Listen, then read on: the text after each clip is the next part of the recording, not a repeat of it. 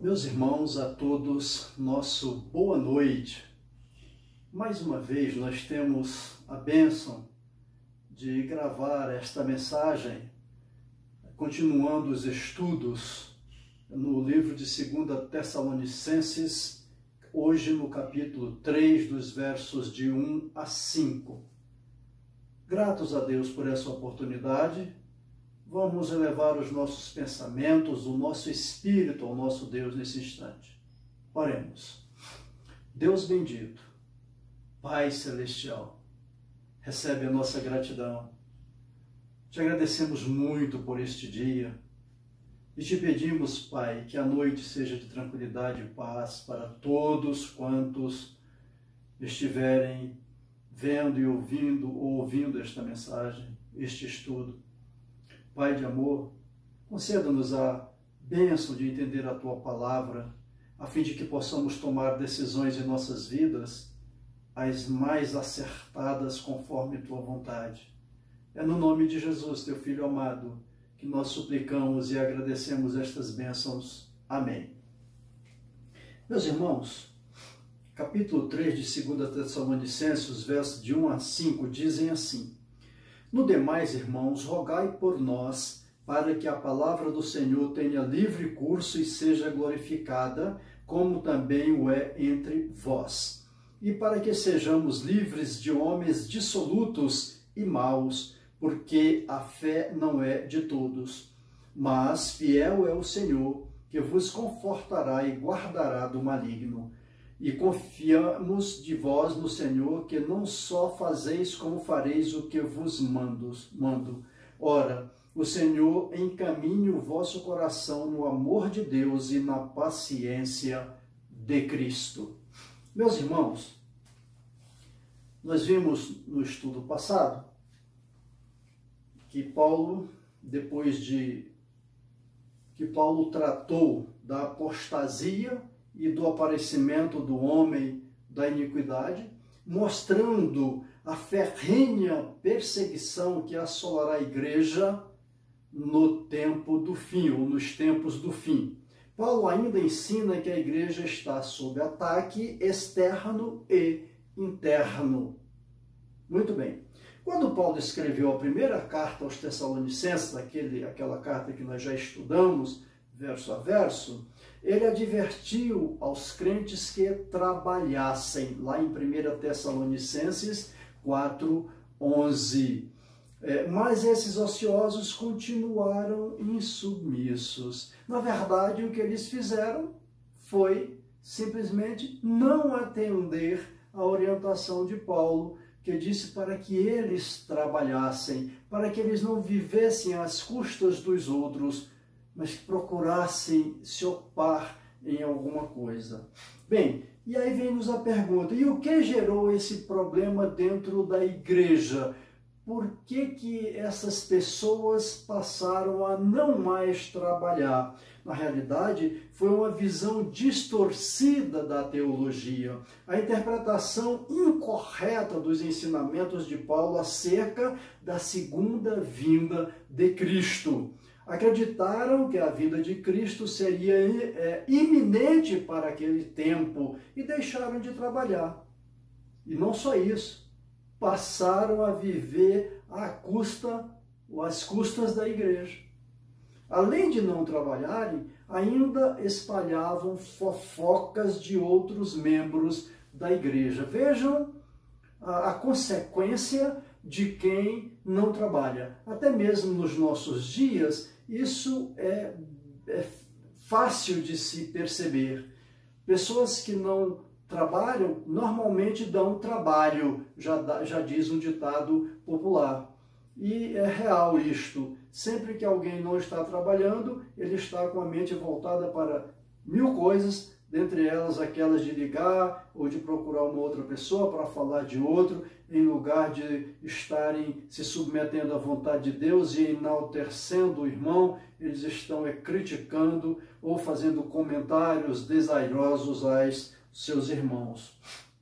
Nós já vimos que Paulo suplica a Deus sem cessar pela igreja e roga que a igreja ore continuamente por ele, foi um dos pedidos de Paulo. Igreja, esteja constantemente orando por mim. E ele, Paulo, rogava incessantemente, constantemente pela igreja. E aqui algo interessante de se comentar, e que nós notamos que Paulo pedia que a igreja orasse por ele, Paulo, não para que Deus lhe desse bens materiais. Não era isso que ele estava pedindo. Ele não estava pedindo para que a igreja orasse para que ele tivesse sucesso pessoal, para que os holofotes estivessem sobre eles, para que ele estivesse sob aplausos de multidão. Não, ele pedia que a igreja orasse por dois motivos.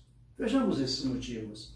Primeiro, o êxito da evangelização, conforme está no versículo 1, que diz assim: no demais, irmãos, rogai por nós, para que a palavra do Senhor tenha livre curso e seja glorificada como também o é entre vós. Vejam o que Paulo está pedindo.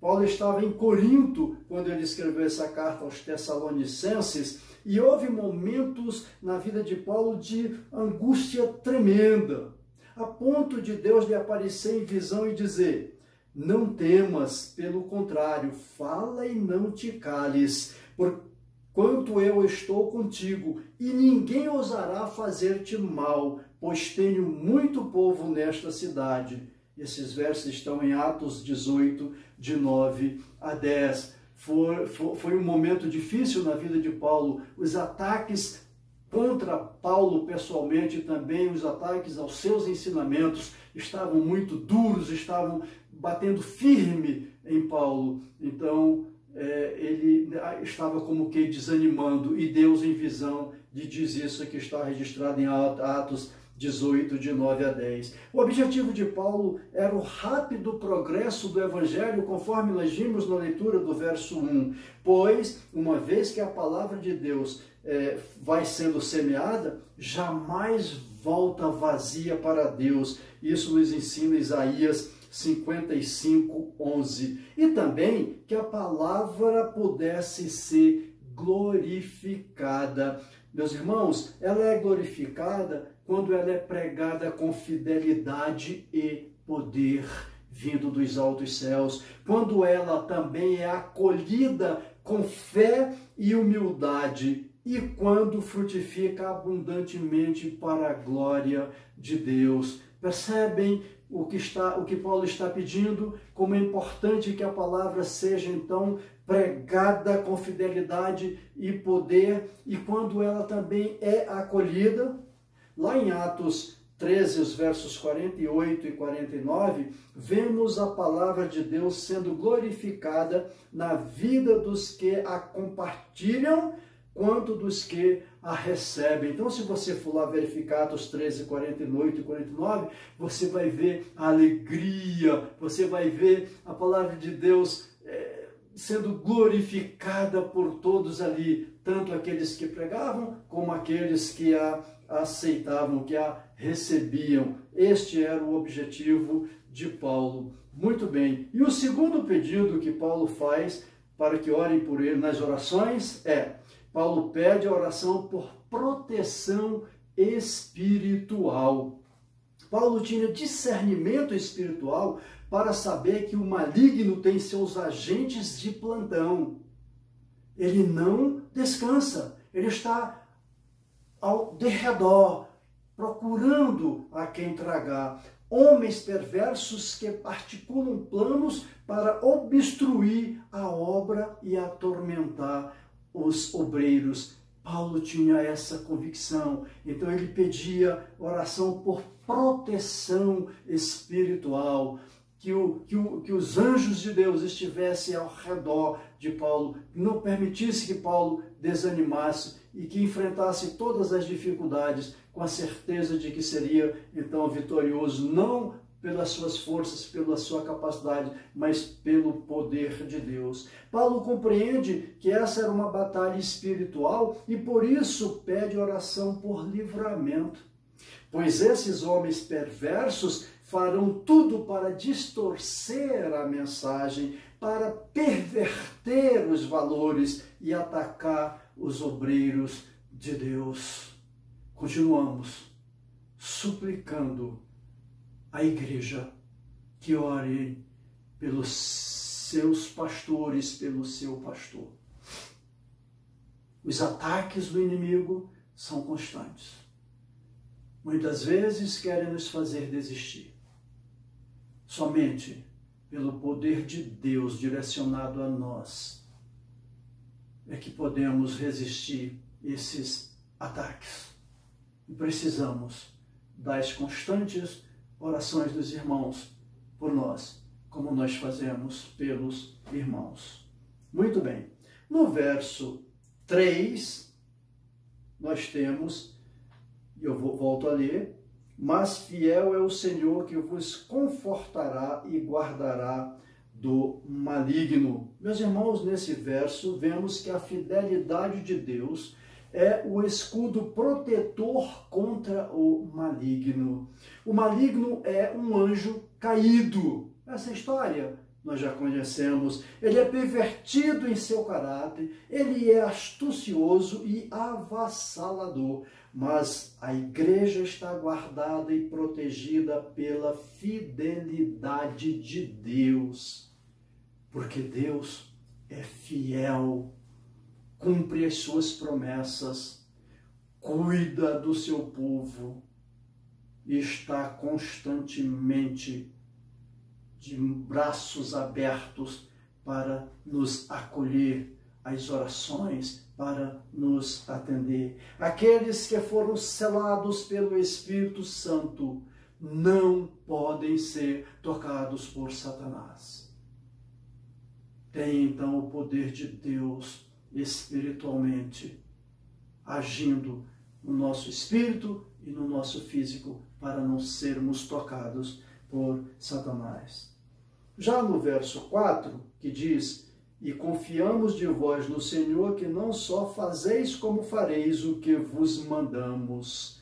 Vemos que a obediência da igreja lhe traz segurança em meio às lutas. Mesmo diante de todas aquelas lutas, Paulo estava confiante, estava firme, sabendo que aqueles que faziam parte da igreja em Tessalônica continuavam cumprindo as orientações que Paulo lhes tinha dado. Paulo diz que tem confiança nos crentes porque eles estão praticando a palavra de Deus e com disposição para continuar a caminhada na estrada da obediência.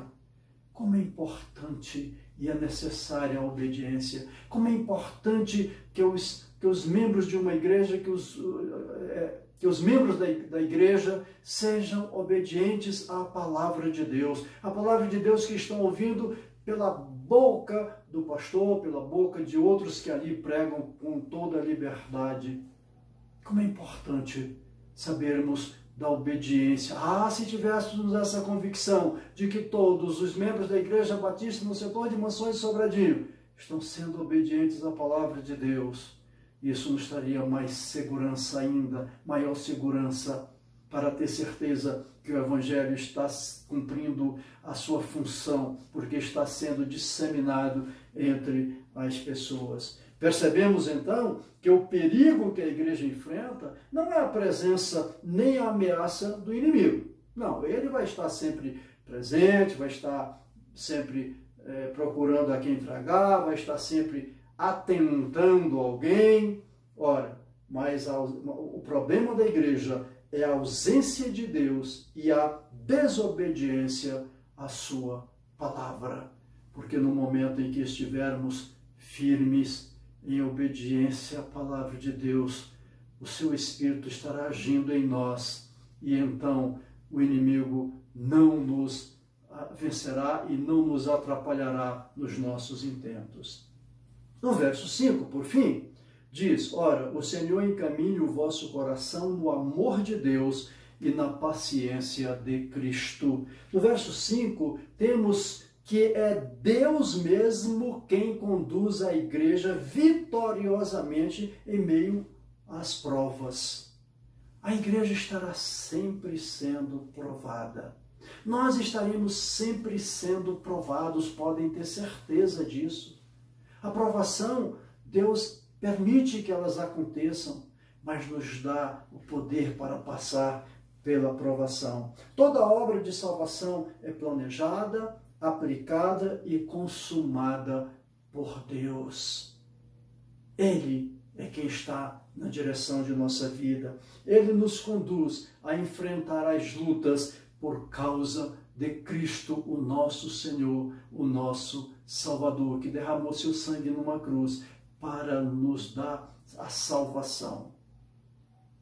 Nosso desejo é que todos nós saibamos divulgar esta palavra, saibamos ser obedientes à palavra de Deus e vivamos conforme esta palavra, a fim de que outras pessoas venham a conhecer e a confessar os seus pecados ao nosso Deus no nome de Jesus Cristo. E é no nome de Jesus Cristo que nós agradecemos por mais esta lição. Amém. Glorioso Deus, nosso Pai, é um momento de alegria quando nós estamos em culto, porque buscamos a Tua presença, porque queremos, juntamente com os nossos irmãos, ter uma vida de paz, de harmonia uns com os outros e principalmente contigo. Santo Deus, nos dê a bênção de sermos obedientes a Ti, de cumprirmos a Tua palavra, de fazermos a Tua vontade, com perdão de nossos pecados. Agradecemos por mais esse dia e já suplicamos a Tua proteção para o dia de amanhã. E tudo isto nós fazemos e colocamos no Teu altar, não porque merecemos, mas pelos merecimentos de Jesus Cristo, Teu Filho amado, que morreu naquela cruz para nos dar esta oportunidade de salvação, para nos libertar. Então, no nome de Jesus, agradecemos as bênçãos. Amém.